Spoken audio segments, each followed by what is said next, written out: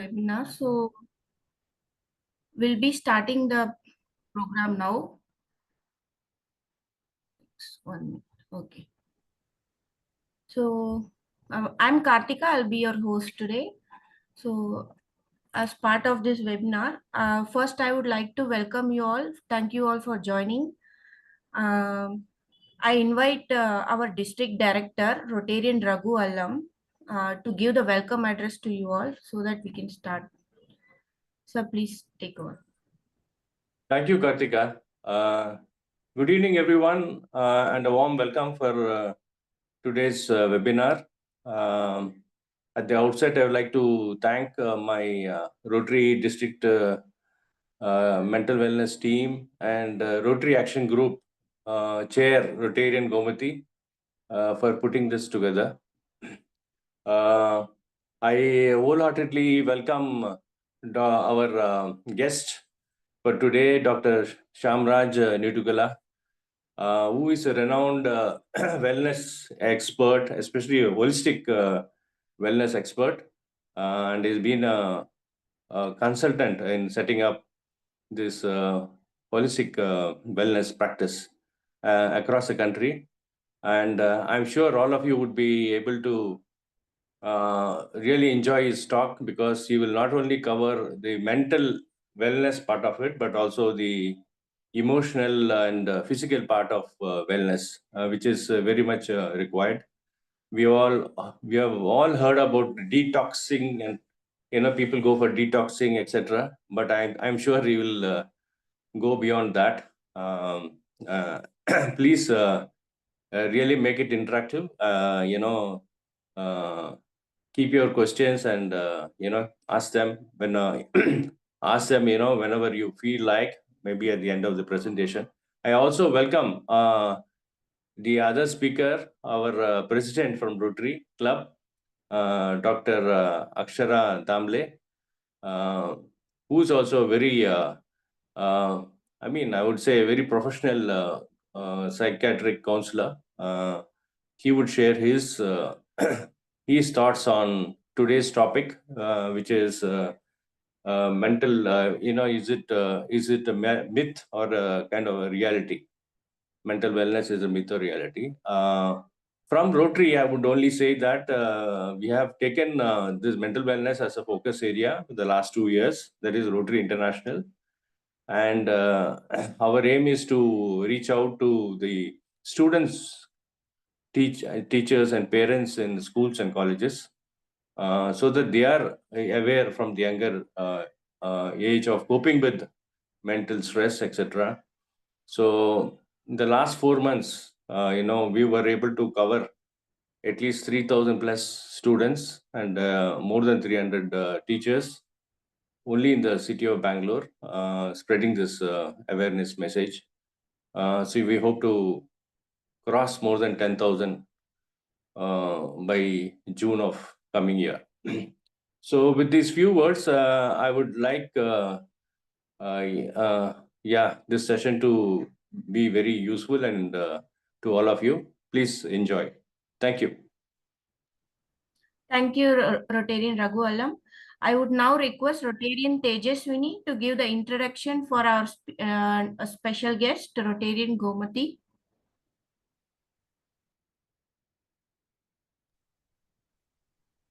Tejaswini ma'am, you can take over. Are you able to hear me? Yeah. Yes. Good evening, Namaste. Rotarian Gomati Trichy Manikam is an active leader in the Rotary community, serving as the Rotary Action Group chairperson for the District 3192 and the co-founder and secretary of Rotary IT Professionals Fellowship. She is also a board member and secretary of the Rotary Action Group for Community Economic Development, that is RAGSET, and has spearheaded initiatives focused on IT, empowerment, and economic development. With extensive expertise in strategic planning and non-profit leadership, Gomati provides visionary direction across global initiatives. She has been very supportive of RAGS when I was a chairperson last year.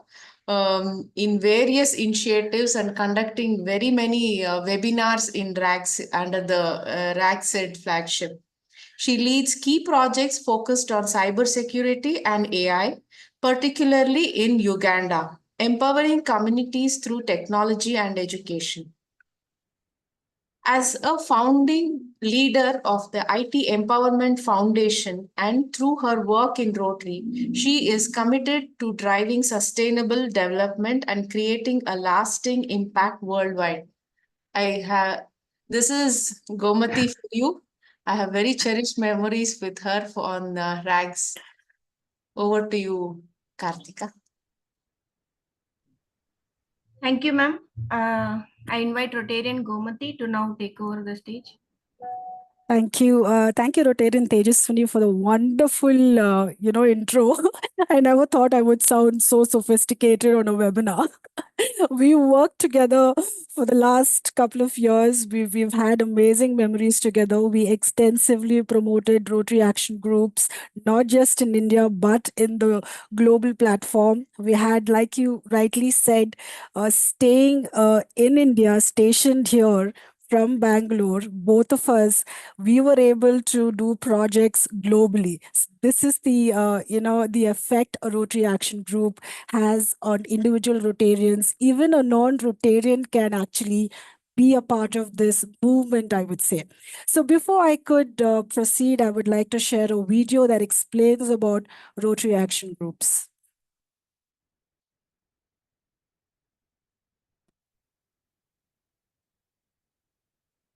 Can you see my screen? Yes.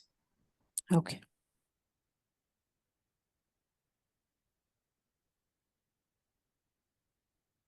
Just a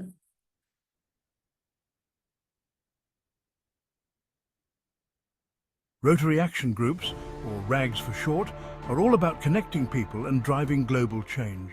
Rotary Action Groups, RAGs, are independent, globally connected groups affiliated with Rotary International, comprised of individuals who have expertise in specific fields such as economic development, peace building, environmental sustainability, or clean water.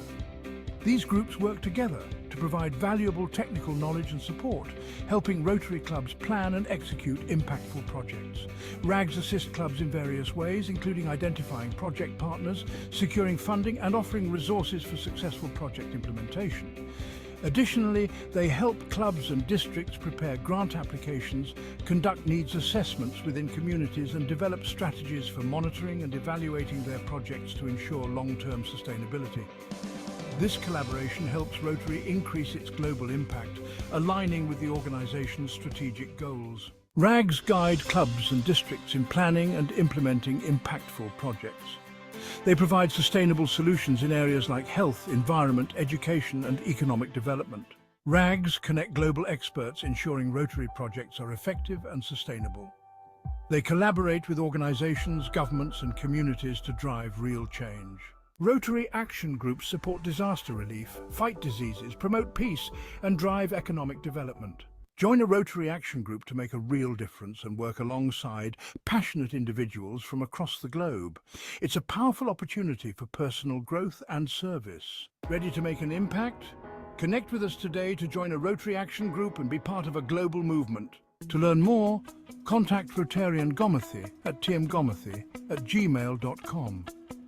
Gomathi is a secretary and board member of the Rotary Action Group for Community Economic Development, also the secretary and co-founder of the Rotary's IT Fellowship and the RAG chair for Rotary International District 3192.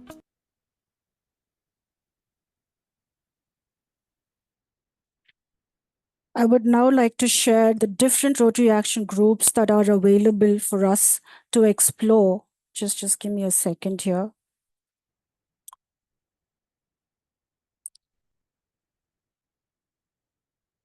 Can you all see my screen? Yes, ma'am. Okay.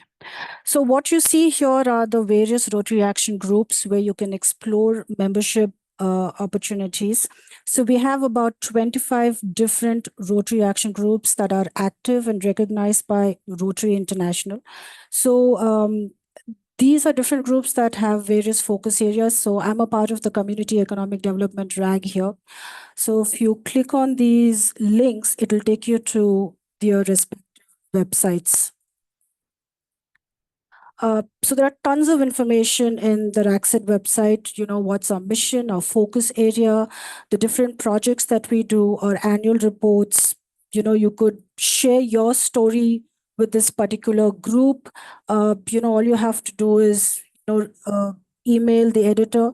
I'm also the editor for our monthly newsletter in the Rotary Action Group. There's another RAG that I am closely working with, that is the blindness prevention RAG. Here it is. I recently recruited a young Rotaractor, a Rotarian from Oasis Club from my district, that is 3192, who's the leadership, that is the chairman for the blindness prevention Rotary Action Group India chapter that I'm talking about, not the international RAG. So if you would like to partner with this particular RAG, please get in touch with me. I will share the information. Likewise, we also work with other Rotary Action groups as well, menstrual hygiene. So what I intend to say is, all you have to do is log into the Rotary International website, look for Rotary Action groups, and this is the home page. It brings you to this page where you can explore the different events are conducted by the International Rotary Action groups, followed by the list of 25 active RAGs, and also have a directory here which is only accessible by Rotarians. So for non-Rotarians, you can either contact me, you have my contact information, or you could also reach out to the past chairs, Rotary Action Group chairs, Rotarian Tejaswini and Rotarian Raghu Alam. Please reach out to one of us and we should be able to help you, provide a lot of information about what Rotary Action Groups does. Please take time, understand the focus areas or something that is close to your heart, and then make a decision to join the action groups. And thank you very much for this opportunity. And over to you, Kartika. Thank you, ma'am. It was very insightful about the RAG and the projects. I now invite Rotarian Pratima to give introduction about our next special guest. Just Dr. a Shyam. minute. I'm sorry to interrupt you, Kartika. I think I saw our international service director, Manoj Agarwal ji, who has joined. Manoj ji, are you Yeah, online? I'm here. I have joined. Good evening, sir. Would you like to evening. please add some points here, please? Thank you so much for inviting me. Sorry, I'm not able to on my camera because I'm driving, I but understand. still I'm joined. Thank you very much. And I would say that Gomati has been doing a fabulous job. Thank you so much for your active support and active involvement into the RAG activities. And immediately we are planning a blindness to take care of the eye care needs in Nigeria, which Gomti has been driving. So that will come up in the month of February. And there is also a plan to do some more activities on RAGs. So all that is going to happen. So very exciting times for RAGs in our district, 3192. And tomorrow we have the ICGF on international service from 3192. It's a combined ICGF of international and youth service at Palace Ground, Anantya. Request all of you to please join. We have some fabulous speakers, and especially one speaker. He is Dr. Vijay Chauthaiwale. He is advisor to the Prime Minister. Please be there. Please hear him out. He is specially flying down from Delhi to be part of our the ICGF tomorrow. So please be there in large numbers. Thank you. Thank you so much. Thank you, Manoj. Thank you very much. Thank you, sir. I'm sure everyone here will be eager to support you. I now invite Rotarian Pratima to give introduction about our next chief guest, Dr. Shyamraj. Over to you, Pratima. Thank you, Kartika. Good evening, everyone. So Dr. Shyamraj Nindugal is a distinguished health and wellness management professional hailing from India. His innovative approach to wellness encompasses a blend of Ayurveda, yoga, and naturopathy principles, along with modern medical practices. Dr. holds a degree in naturopathy and yogic science from Rajiv Gandhi University of Health Science in Bangalore and a postgraduate qualification in yoga therapy and healthcare management from Manipal University. He has received specialized training in Ayurveda, Panchakarma, and other therapeutic techniques through the Kerala Ayurveda Academy. Throughout his career, Doctor has held various significant positions in the field of holistic health. He has worked at esteemed institutions such as SDM Nature Cure Hospital in Dharmasthala and SDM Ayurveda Hospital in Udupi. Additionally, he has served as the Chief Medical Officer at SDM Yoga and Naturopathy Hospital in Pareka. Udupi. Doctor expertise has taken him beyond the border of India as he has consulted for multinational wellness organizations in countries like Singapore, Taiwan, and Hong Kong. Furthermore, his role as the director of Zen Holistic Wellness Private Limited in Bali, Indonesia, underscores his commitment to promoting positive lifestyle changes and traditional holistic therapies on an international scale. His extensive experience in organizing health camps, coupled with his contributions to research publications and authored 4 books on yoga, detox, Ayurveda, solidifies his reputation as a leading figure in the field of holistic health and wellness. So I welcome Dr. Shamraj. So over to you, Karthik. Thank you, Pratima madam. Thank you, sir. Thank you, Pratima. Sir, over to you, sir, now. Dr. Shamran. Thank you very much, all Rotarians, for giving me this wonderful opportunity and also to discuss about this quite complicated topic that is on mental health. Well, I was asked to give a little bit introductory thoughts on this particular subject, and later it will be in detail taken by our celebrity psychologist, Mr. Akshara Damde. And when it comes to the mental health topic in my holistic health perspective, it covers various areas. It is not just a mind. So it will be very difficult to concise the topic into very few minutes or something like that. So let me share my thoughts on this year, the mental health awareness program theme, that is mental health at workplace. Because every one of us involved in one or another work for our day-to-day life. It can be a business, it can be an employment, it can be entrepreneurship, whatever it is. So we will be engaged in one or another work. So I think that will be the most suitable topic to give an introductory idea, to share a few thoughts, so which can be practically helpful for everyone. So when it comes to the mental health at the workplace, so in my practice, I see there are many incidents, many problems people are facing, like stress, anxiety, etc. at the workplace. Recently, I think every one of us might have read in the newspapers the untimely death of many corporate employees. So, and many people at the office, sudden death, heart attack, etc., which is believed to be due to overexhaustion, stress, etc. at the workplace. Let me put some statistical figures also. Some information says 1 in 6 people experience mental health issue at workplace. Let us note one more important point. 12 billion working days are lost every year due to lack of productivity. That is also due to various psychological issues.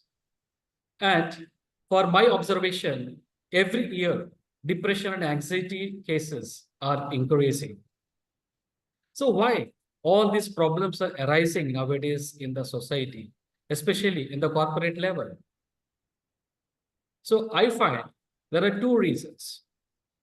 One is overjoy, excitement. So it can be anything which is excess in the form of good also, happiness also, that creates some kind of stress in our mind. So that we call as eustress. Then second category, that is distress. So untimely promotion, lack of increment, layoffs in the workplace, overtime work, and abnormal time work. That is the shift duty, which is not suitable according to the one's life cycle. So this causes a kind of negative stress in our mind, that is distress. Either eustress or distress, good stress or bad stress, it has got impact on our body. Body in the sense, our biological clock or the homeostasis of our inner world. So this effect on biological clock or circadian rhythm, natural effects our gut health.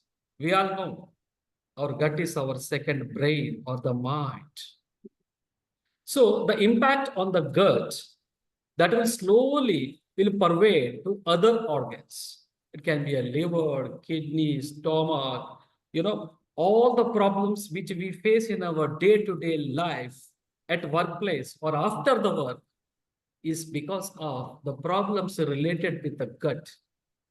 So that's why we call gut as our second mind. So complete lifestyle related problems starts with the gut.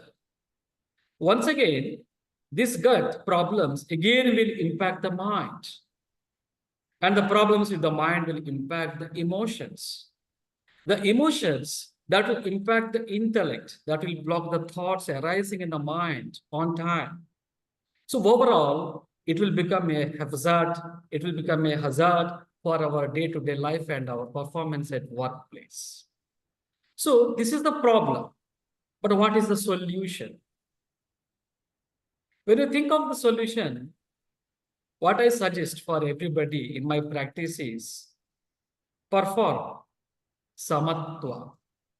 It was told even in Bhagavad Gita also, samatva.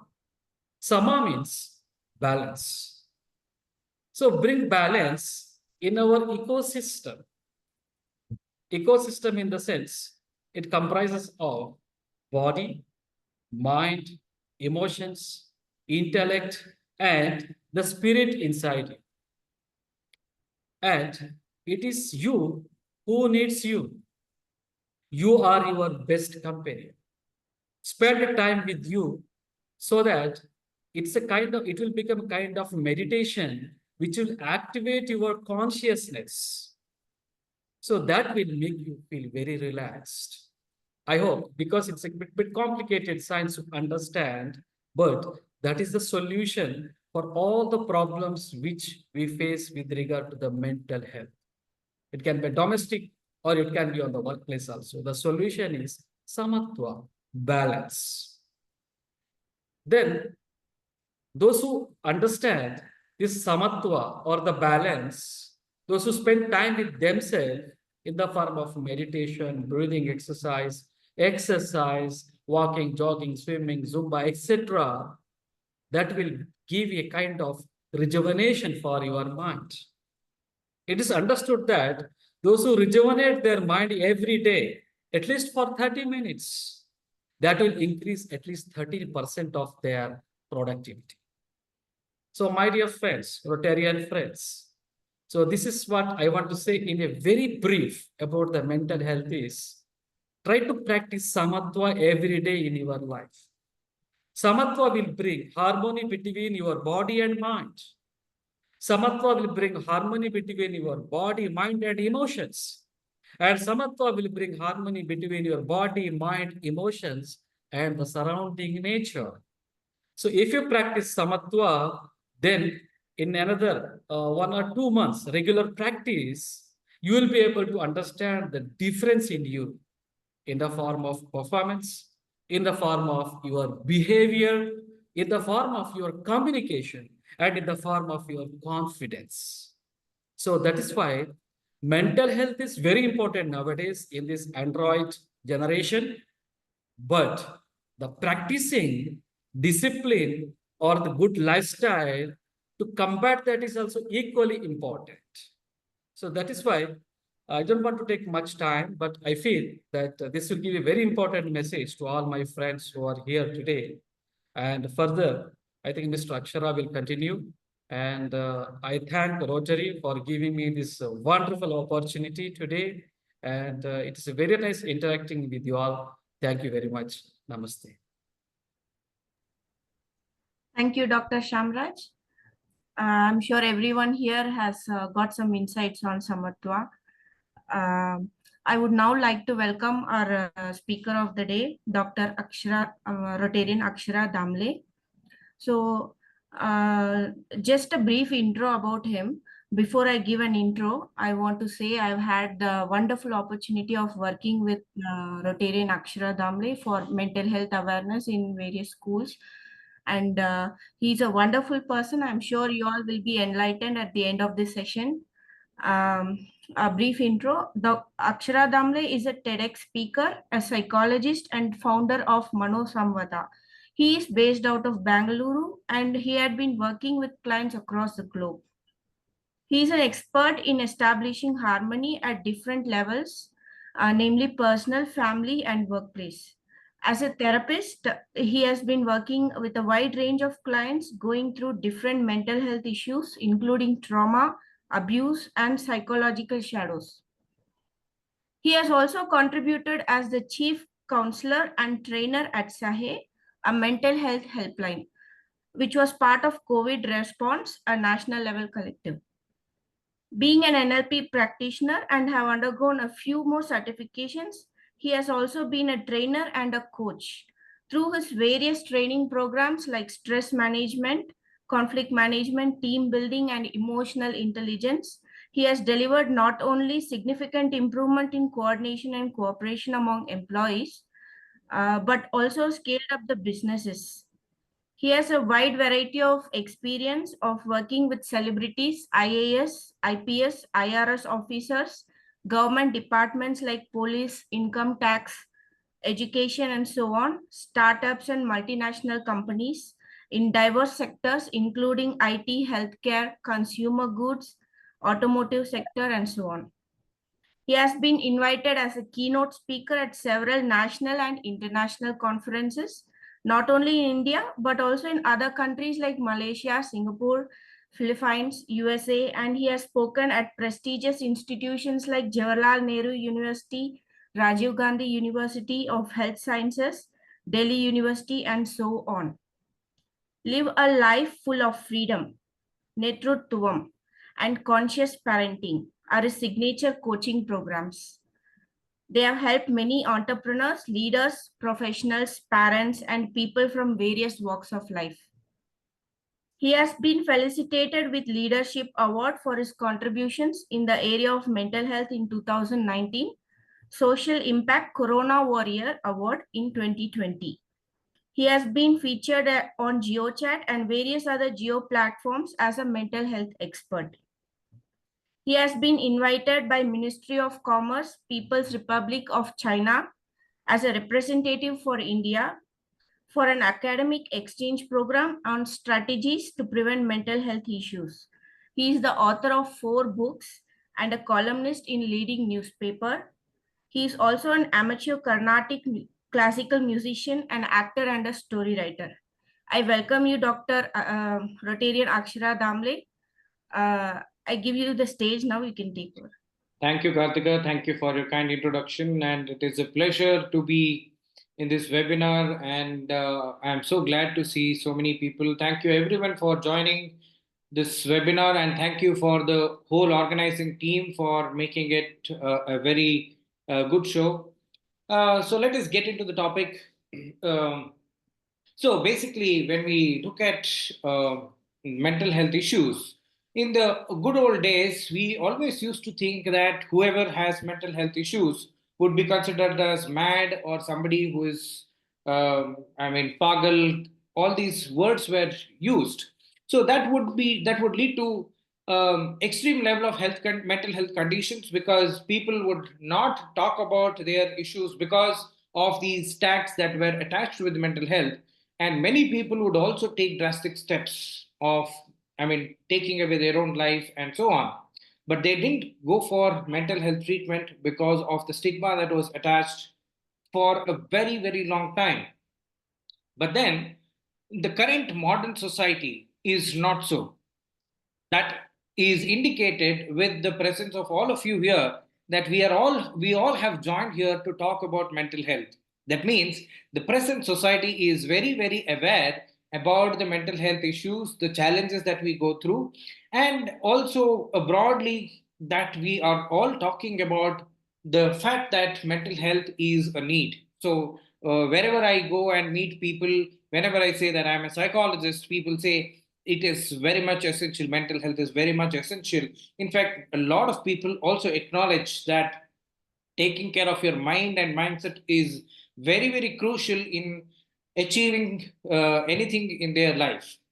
However, even when this is true in the modern society, still we are seeing the challenges of anxiety, fear, depression, self doubt, maybe inferiority complex, or shame and guilt, sleeplessness, or even for that matter, um, stress, anxiety, and many other anger issues, many other issues are also coming up. And while we are experiencing all this, still we are not acknowledging, we are in the denial of accepting or acknowledging that these are also mental health challenges. While we talk about mental health, we only talk about depression or very severe or serious mental health issues. We are not really worried, or we are not really looking at the regular challenges that we have in our day to day life, which is actually impacting in a big way. And the denial has gone to that extent that a lot of people are not really acknowledging at all, even when somebody really shares their vulnerabilities to them. For example, I just wanted to share this case study. This happened in Bangalore very recently, that a young boy of 15, 16-year old shared with his father that he is not really feeling well, or there is something that is bothering him, but he was not able to recognize what it was. And he just shared with his father that I think I need some support. But do you know what his father said? All these are nonsense things that you are all saying. All these Gen Zs have new idea of having disorders and as a status. So in fact, this father actually suggested the boy to go for a walk and breathe some fresh air, and he said, you will be fine. He didn't even acknowledge that the boy had some real challenge that was bothering him in his life. And he also said that all these are nonsense, don't get back to me with these kind of challenges and so on. So thankfully his sister understood that his problem, that he was going through some challenge, and then she took for mental health intervention, and thankfully he got better and he is doing well. So let us look at the facts also to say that why we need to do a lot more to bring that awareness about mental health.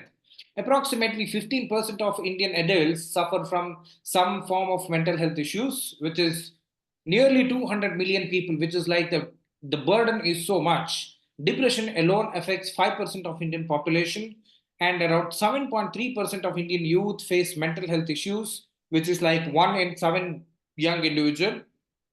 India has one of the highest suicide rates in the world. The pandemic has led to an increase of 20% in the mental health disorders, including anxiety, depression, fear, and so on, across the age groups. And approximately 42.5% of corporate employees in India, in fact, Dr. Sham also mentioned about this, that so many percent of population, 42.5% of population is suffering from stress, anxiety, or depression, or any other mental health challenge in their work life. So let us make this session a little more interactive. So I mean, we may not be able to make you to unmute at this point of time, but I will be asking few questions so that you can share your responses on the chat box, so that I get to know where you are or what is that you are thinking. So please keep your fingers active on the chat window. You can put on the chat window so that you can respond to the questions that I'm going to ask now, right? So this is something that we are seeing in a very big way, that mostly around 55% of Indian population is sleep deprived. So my simple question is, how many of you feel not rested enough? You can put it in the chat box, me or yes. Maybe if you're conscious about your idea, then you can say, you can put it in the, you can put it as a direct message to me so that your confidentiality is maintained. How many of you are feeling not rested enough? And what happens when you don't sleep well? Do you feel angry or agitated or distressed and so on? What are the things that you go through when you are sleep deprived? You can put it in the chat box so that I also get to know, and you can also look at what are the different emotions that happen when we go through this. Yes, some people are saying anger, some people are saying restlessness, some people are saying irritation or lack of energy, frustration, anger, I mean, feels exhausted. I mean, these are the impact of deprivation of sleep. Let's go to the next one. Yes, some people are also sharing that they feel tired, they feel worried, or they will also have no motivation to do whatever they would like to do. The second aspect that I would like to bring here is, how many of you feel angry very often? I mean, anger is not a bad emotion per se, but how many of you feel so often that anger is out of control? You can again put it in the chat box if you are somebody who feels angry, or you feel you, or you lose your temper, or you shout on somebody, etc., etc. Okay, I don't see much. That's a good sign in a way. How many of you are famous for angry, being an angry person, or what do you do when you get angry? Because it is not necessary that, or it is not possible that you don't get angry at all. Maybe you are managing your anger. So my further question to you is, what do you do when you get angry? Um, I mean, some people kind of suppress their anger. Some people, sometimes they will violently express their anger. So there are different ways of expressing anger, but we also need to look at how do we healthily express our anger in our day-to-day life. And then the aspect is anxiety. How many of you feel anxious in uncertain situations? Again, you can put it in a confidential note so that only I get to know, and it will be kept confidential so that, um, say, I mean, your privacy is definitely valued, and as ethical practitioners, we believe in that. Yes, some people feel anxious, like some when your boss calls you suddenly, or when your business partner calls you suddenly, or when your teacher calls you suddenly. Or how many of you are experiencing chilling experience in your stomach, or you get frozen within yourself? These are the bodily experiences that we have within ourselves, which is an indication that we feel anxious, right? Let's get further. How many of you have negative thoughts? Do you keep thinking negatively about certain things, or specifically about your life, that, oh, things are not going well, or what if things go bad? What if I fail, etc., etc.? How many of you have a vicious cycle of negative thoughts? Or do you get questions about yourself, that, am I doing right things? Is it, I mean, what if things all go very badly, etc., etc.? Yes, I can see a decent number of people acknowledging these two. These actually indicate one simple fact, that whether mental health is a need or a myth. Because many people simply disown or deny that there is no mental health challenge. But as we could see here itself, that so many of us have one or other challenge, and it is human to be having a challenge. In fact, I say that 100% of the population, which means every one of us, have to consult a therapist in one or other time, because we all have one or other ups and downs in our life, and we can upgrade, or we can uplift ourselves whenever we are meeting a therapist. So mental health is something which is very, very essential for everyone, and for every, I mean, in any possible time. So I wanted to bring some nuances from a social perspective also. by including psychosocial perspective. Why do we have all these issues? Fundamentally, where is this all coming from? Is it that we are born with all these issues like anxiety, stress, etc., etc., or have they come over a period of time? So I have summarized all the factors into 5S. That is, one is socialization, second is social control, third is stress, fourth is self-induced inhibitions, and the fifth is social media in the present time.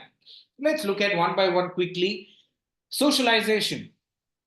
I want all of you to remember or remind yourself about the good old times when you were a child and when you tried climbing up a ladder, right? How many parents actually encouraged you to climb up the ladder? How many of your parents actually said, "Hey, you may fall down, don't climb up"? How many of your parents said that it's great you climb up the ladder? And how many of the parents said, "Hey, don't get in there, you may fall"? So if you recognize, the idea of falling comes right from this age, that people are induced with this thought that I may fall and I may be I may get harmed, or uh, I may get hurt, etc., etc. And hence there is always a fear that has got instilled in the person's mind. So again, fear, anxiety could be coming because of the parents as well. I'm not saying that cautioning your child is wrong, but I'm only saying that instilling fear about it. For example, a lot of people are scared of police because many parents have used police persons as a threatening figure for the child to make the child get into its own behavior. So these are the challenges that come as a process of socialization. The second thing is self induced inhibitions that people have developed because of their own meanings that they keep creating about themselves. That I'm not enough, I'm good, no, I'm not good enough, or I may not be the right person to do this, or I may not be the kind of person who has that capacity to do these things, etc., etc. So these are the self inhibition thoughts which keep disturbing us, and these are the ones which can create a lot of negative emotions and thoughts. The social control. This is another major challenge a lot of people go through, where people are worried about what the others will say. And because of that, they inhibit or they restrict themselves. And they are also worried about so many things which they need not worry, but then they get influenced by the society and the people around them. Stress is something that is there across the age groups. In the current times, what I'm seeing is people from the age group of 7, 8 to 70, 80, 90, everyone is having stress in one or other way.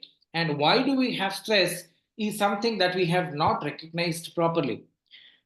If you look at all stress causing situations in your life, one common thing that would come out is uh, helplessness. If you look at any stress causing situation that you had in your life, basically you feel stressed because you feel helpless in the as an underlying factor. So when you are able to look at this helplessness, where is it coming from, is something that we all need to recognize. And it can be from your past experiences, it can be because of your inability to handle the situation, or it can be coming from your own limiting beliefs or many other things. But this is also something that is really impacting our mind and mental health. And last but not least, this is one of the very, very important factor. This is which is influencing our mental health in the current time. That is social media. When we get into watching series on OTT platforms or YouTube videos or Instagram reels or shorts on YouTube and so on, we get engaged so much that we have many of us have developed a kind of addiction towards it, and we are unable to stop it.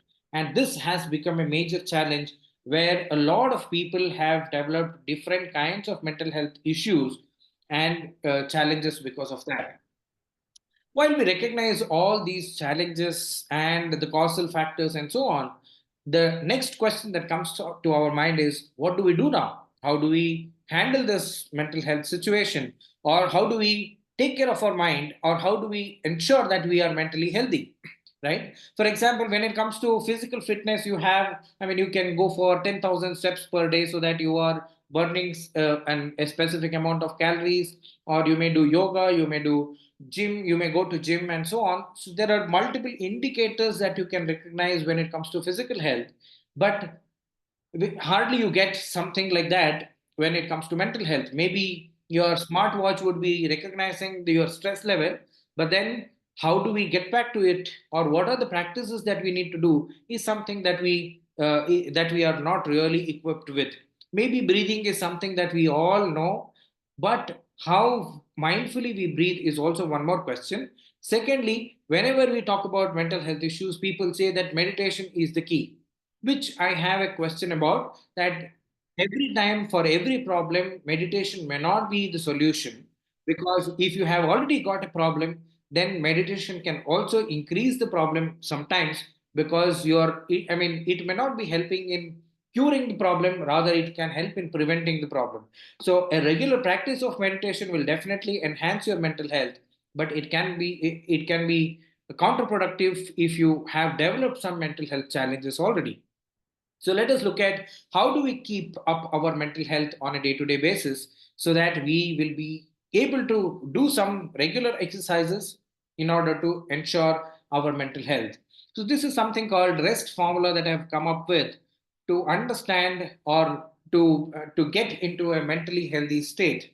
So first and foremost thing is resilience, and then reflectivity, equilibrium of ABC. Probably Dr. Sham was talking in a different term about this, which he mentioned about samatvam. Here I talk as equilibrium of ABC. We'll go to the details in a little while. And sense of satisfaction, fulfillment, and gratitude, and then the true perception. Let's look at one by one. Resilience is the ability of bouncing back.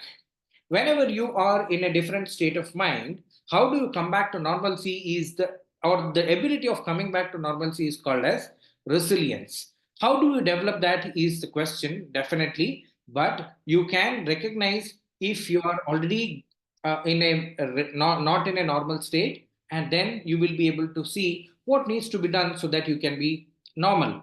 Let me get into the next point so that it becomes a little more clear. The second thing is reflectivity. If I may ask you, how many of us look into the mirror every day morning, or every day at different timings, that we keep looking into the mirror? How many of us look at the mirror? Maybe you can raise your virtual hand so that it is easy for all of us to recognize. How many of us look into the mirror? Yeah. Now, my second question is, why do we look into the mirror? What makes us to look into the mirror? So generally, people look into the mirror because they want to look good in front of others. They want to be appealing for others. They want to showcase as a very good person, or and so on. And also, it is a feel good factor for oneself. Great, that is true. At the same time, my another question is, how many of us are reflecting our emotions, thoughts, and behavior? Right? So I request all of you to take out at least 5 to 10 minutes in a day and reflect on your emotions, thoughts, and behaviors. Basically, by asking these questions like, what am I really feeling?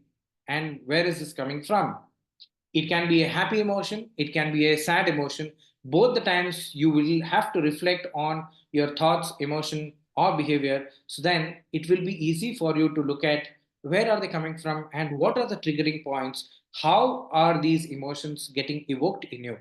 When you do that, it will be easy for your own reflection, and then you will also be able to recognize what are the resilience mechanisms that you need to develop. So suppose you are feeling sad, what could be the resilience mechanism that you can use so that you will be in the normalcy? So through resilience and reflectivity, you can come back to normalcy. And what is normalcy is the bigger question now.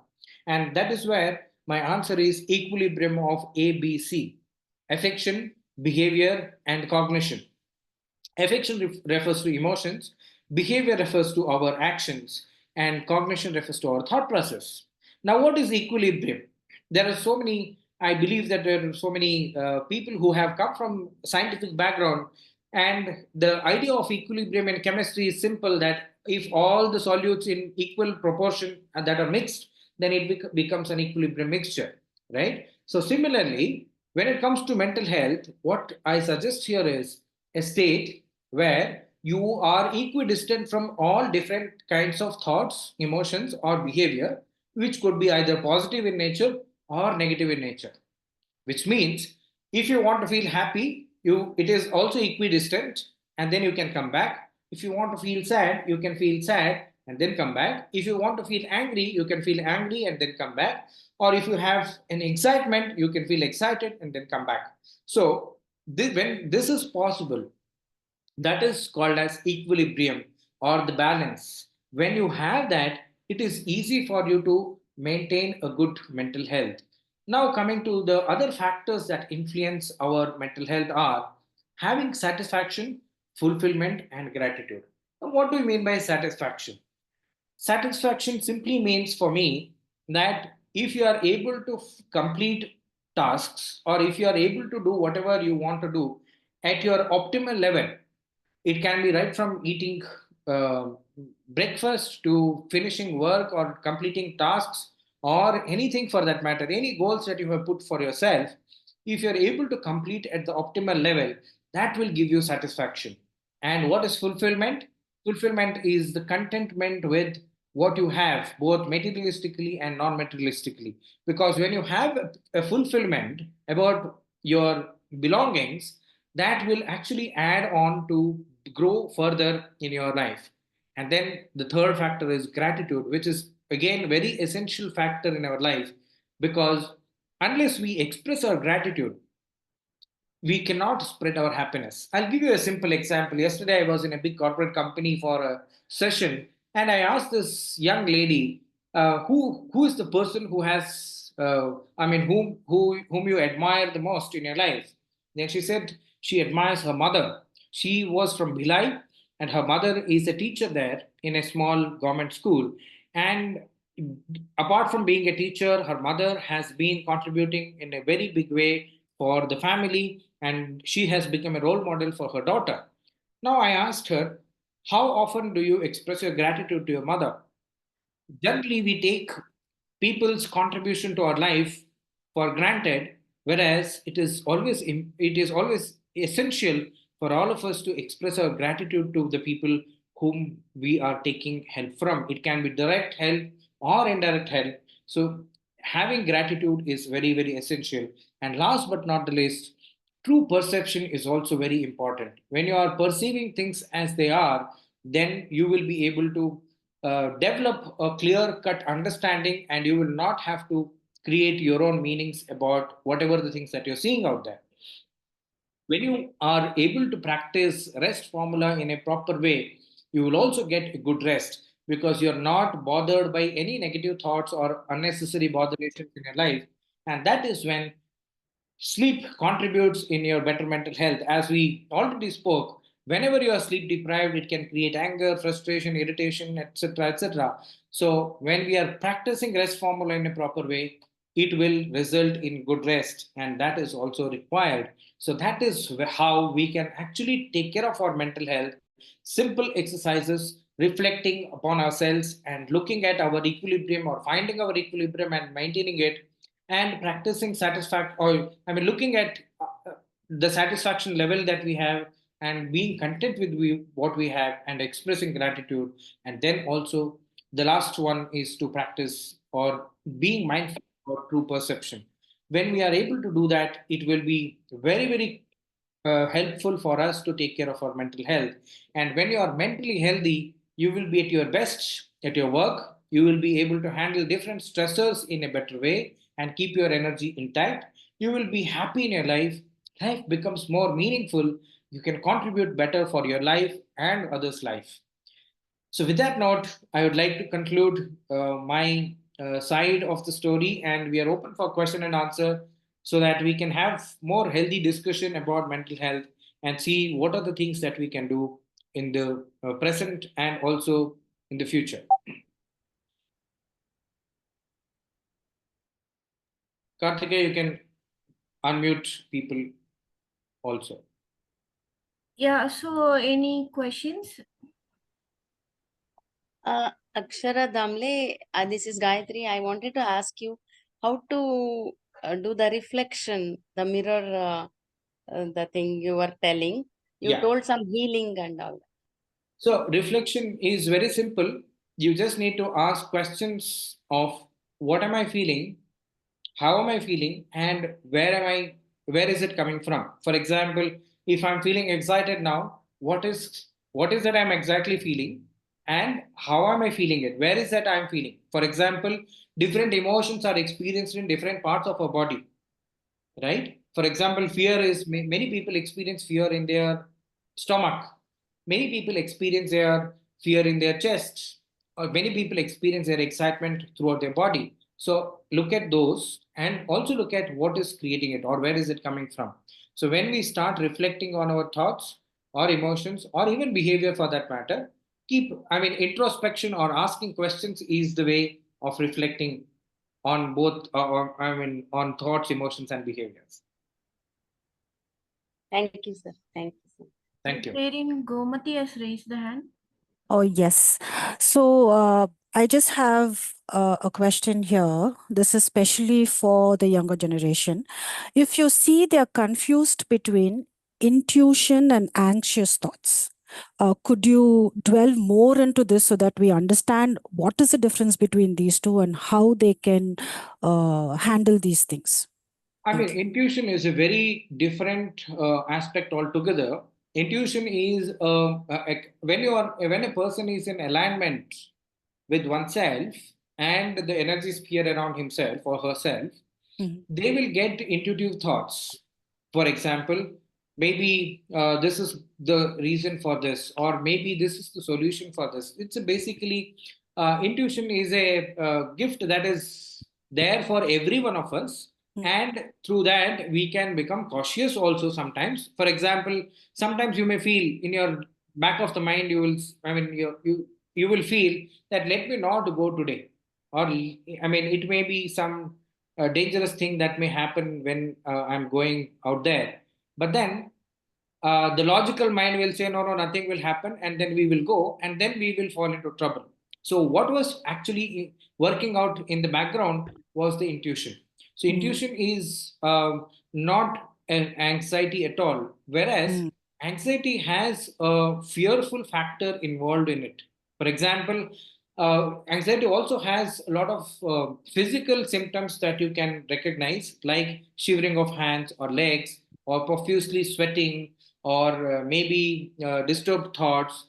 And there is a repeated negative thoughts and emotions that comes to the person. So that is when we call it as anxiety. Again, I'm broadly explaining it, not from purely diagnostic perspective, because again, I would always recommend, if you find anybody going through any such issues, it is better for the practitioner to look at it and recognize, is it anxiety or panic attack, because the severe condition of anxiety is also recognized as panic attack. So in such cases, it is better for the practitioner to recognize. But then these are the broad symptoms that we can see when it is anxiety. Thank you. Dr. Kalpana has raised her hand. Hi. Why would we say happiness also is a stress? Because happiness is when you actually, that happiness produces the, oxytocin as a, as a hormone. So we call it as happy hormones, right? Yeah. Why would, that is actually pretty much needed. In fact, they say that it's pretty much needed to kind of, hike up your immunity for that matter. Then why would you call it as a stress? Yeah, very interesting question. See, I will give you a simple example. Suppose I get an award, okay, and I'll come back to you and say, hey, I got an award. So generally, what would you say? You're excited. Congratulations. Congratulations. Say, Yes. after 2 days also, I come back and say, hey, I got that award. What would you say? Annoying. Yes. After 10th day also, I come back to you and say, I got that award. I understand. Exactly. So this is where sometimes when people are stuck with their happy situation also, that can lead to mania. And staying there where it is high energy, high, I mean, extremely happy, and a lot of activity based life can also cause stress to a person because the person is restless with the amount of energy the person has. So that is why it can also lead to a difficult situation. That is why sometimes we also call happiness also as a stress. How do you identify that, this happiness has gone to the stress level for me? I mean, the idea is very simple. If the person is stuck with that idea, I mean, being happy, again, that's why I was saying that if there is any happy situation, experience it properly, completely, and then come back to normalcy. And if there is any other happiness situation, again, go back to happiness and then come back. So if you see that person is stuck with one happy moment and experiencing or reliving it all the time, then probably that is a question mark that we need to raise. That maybe something that needs to be done for that. But interestingly, when children cry, the child psychologist, in fact, not psychologist, sorry, the pediatrists particularly, they say that it's really good for the children to cry out loud, Yes. is what they say. Yeah. Usually, children cry out of anxiety. It can be, it could be separation anxiety from the mother, or this is during the development phase, development years of somewhere up to 8 years, Yeah. or it could be because of hunger, or if they are hurt, or whatever the case is. Then do you think that that is also some form of a pain? And I'm trying to connect that with Freud's theory of everybody is some form of a psycho or the other. So Yeah, I mean, when it comes to children, again, I completely agree with the pediatricians because I mean, definitely it is good for the child. Now, at that point of time, probably child doesn't know various ways of expressing its emotion. For example, if it feels anxiety, still it cries. If it feels hungry, it cries. If it is, I mean, maybe a mosquito has bitten it and then it is feeling painful, then also it cries because it doesn't have a different modalities to express its pain or whatever it is going through. So that is when probably that is one form of expression that it shows. And probably nature has created in such a way that when a child is crying, definitely the mother or the father or some elderly person is going to attend it quicker than any other form of expression. So I think that is why that mechanism exists.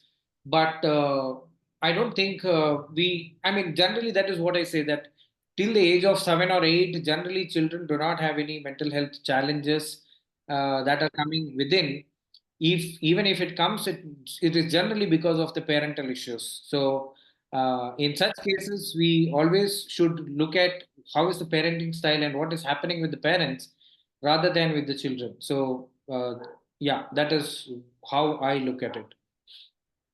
but what about children who go through child abuse in a very young age? Yeah, Do yeah, you that think is a that that is a it's going to carry on for a long time? So how can you say that it will not be a stress factor? It's not a mental stress. no. I mean, if an abuse has happened, then it's a different case altogether. I mean, I was telling in a general, I mean, general way that it is. I mean, children will not have issues, but if there is an abuse that the child has gone through, any form of abuse for that matter, it will remain. I mean, for life. In fact, unless it is treated, that is where a therapeutic technique called inner child healing actually comes handy. In fact, if I can tell you one case study, so this boy who was brought by his parents, who he was in 16th year. I mean, he had just finished his 10th standard, but he had this habit of biting the cloth. Now, the parents were also not aware why is he biting the cloth, and it was an unconscious act. He would do it when he was sleeping, or he would do it when he was reading, or he was I mean very intensely engaged in some intellectual activity. Also, he would do this, and he would not recognize that he has been doing it. So this was a major challenge with which they came because they were thinking of putting him into a hostel, and they were worried, what if he gets bullied by his roommates or friends and so on. So when we did inner child healing, what we found was there was a fear and a small trauma that was stuck in him, within him, when he was in the womb. So sometimes we can carry issues right from the womb, when we are in the womb. So once it was addressed, since then, I mean, it's been 6 7 months now that I have healed him. Since then, he has not had that cloth in his mouth. So in fact, his parents watched him in the night also to see if he is putting the cloth in when he's asleep. He didn't put it. So that is how childhood trauma will have to be addressed through a specific therapeutic process. Thank you, sir. We have, due to shortage of time, we can take one last question. Rotarian Gomati has raised her hand. Oh, yes. So what I wanted to ask is, we are in the digitally driven era right now. Everybody is on social media. Artificial intelligence has taken over our lives. It's in fact become a very integral part of our day-to-day activities. Now, social media impacts not just the youth, but also the elderly. If you see our parents, our grandparents, they're all, instead of playing with the children, we were at a stage earlier where we used to tell children to not to use mobile devices, but now it's the other way around. We need to go back to them and say, hey, put your phone down and go spend some time with your grandkids. So is it a positive impact or is it negative? Because it has both. It's healthy. At the same time, you also feel that you're not giving back to your family. So how do we differentiate or how do we handle this? Thank you. Yeah. See, my personal opinion is technology is good, but only when it is used or it is under our control. If we become scapegoats or if we get under the control of the technology, then it is always harmful because it will take over our life. So that is why I always say that how much ever advanced we are in terms of our technology or the devices and so on, we should always create a boundary or a limit for ourselves that this is when I have to put off my device. Otherwise, it will keep us engaged all the time. While it has helped in solving so many problems of our society and it is advancing at a very fast pace, it is also true that it is also taking away a lot of natural abilities that we had. I can give you a simple example. In olden days, if people had asked for a route, people would say go straight, then take left. After 10 kilometers, take another right, left, etc., and people would remember. Now, if anybody asks for a route, everyone expects a Google location, and nobody, even if somebody wants to make an effort to explain the route, nobody is interested in listening to it and remembering it. So this is where we have actually lost the capacity, or we are losing the capacity of recognizing the geographical mapping. So that is how over a period of time things are also taking away. That's why when people, there was a questionnaire that had come to me asking about automation, then I had said maybe you have to reduce it also to a certain extent, because we have become so lazy that everything will be automated and we will simply click the button and make everything happen. But at the same time, what is it going to impact on the health, physical health, mental health, and so on? So these are the bigger questions. And coming back to your question of how older people are getting more engaged with the phones and how is it impacting the children and their relationship with their children or the grandchildren, definitely true. I have seen some families where the grandmoms are busy watching serials on their phone, because now there are so many apps through which they can watch the pending or serials and so on. In Absolutely. fact, Yeah. that has actually distanced them from their grandchildren, and the relationship, the bonding that they used to have has actually got broken. In fact, I always say that we should go back to telling stories, bedtime stories, or spending time with children, and human connection is very, very essential, and we need to re-establish in our family systems. Then only we can have a healthy society, healthy family, and healthy minds for every one of us. Thank you. Thank you. Thank you, sir. I hope everyone's question has been No, answered. no. Kartika, there is a question in the chat by one Dr. Davle. If Let me. People want counseling but refuse to take tablets. They don't understand unless anxiety comes down, only counseling may not help. So this is a question asked. So if you could quickly answer this. Yeah, I mean, there are different sides and understandings among people about the mental health issues, and also the mode of treatments that we have. So, again, I mean, this is from what I have interacted with my clients and what I have gathered information from them. What I feel is a lot of people have a fear about the psychiatric medication because it can lead to a dependency on the psychiatric medication. One. Secondly, some of them have also seen only the negative side of it, like the increase of weight or lethargy and so on. That is where people are afraid. And also sometimes there are I mean, I, with all due respect, because Dr. Dhavale is himself is a psychiatrist, but there are so many psychiatrists who simply write medication without even understanding the root cause or why this person is going through this challenge at all. They simply take, I mean, 5 minutes of interaction, they simply write the tablets. And that is where a lot of people are skeptical if the psychiatrist has really understood my problem. So, probably as a mental health fraternity practitioners, we also have to take a partial responsibility for that. That we need to be empathetic to the patients or clients and see how we can make it more easy for them to understand the issues and then go for the treatment. So I see both the sides of it, and that is where I stand. Thank you so much for your question. Thank you. Thank you, sir. It was a wonderful session.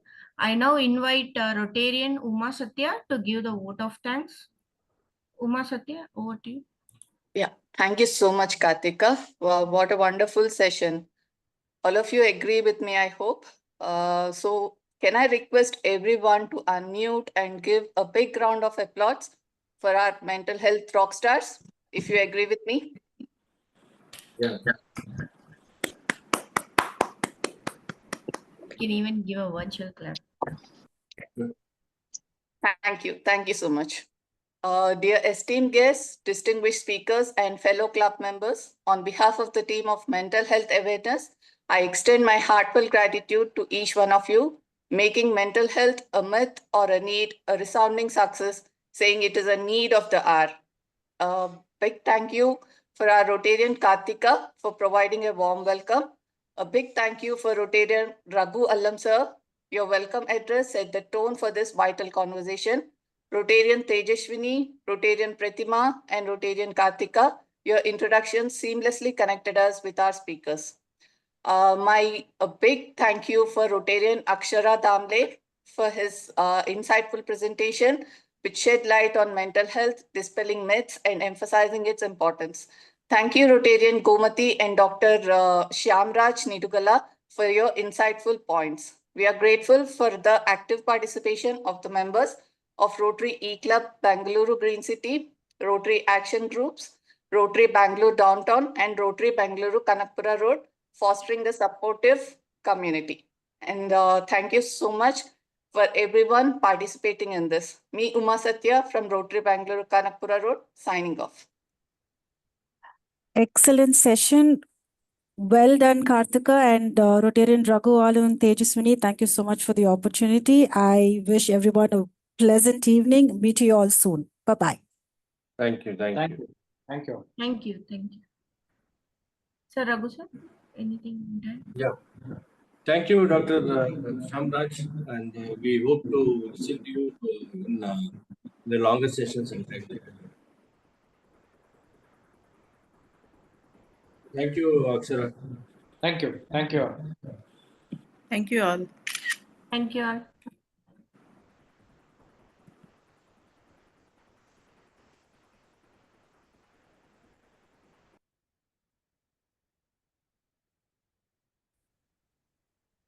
Wonderful session. Thank you, Gomati. See you then. Shall we end the meeting? Dr. Akshara's session will be on. Yeah.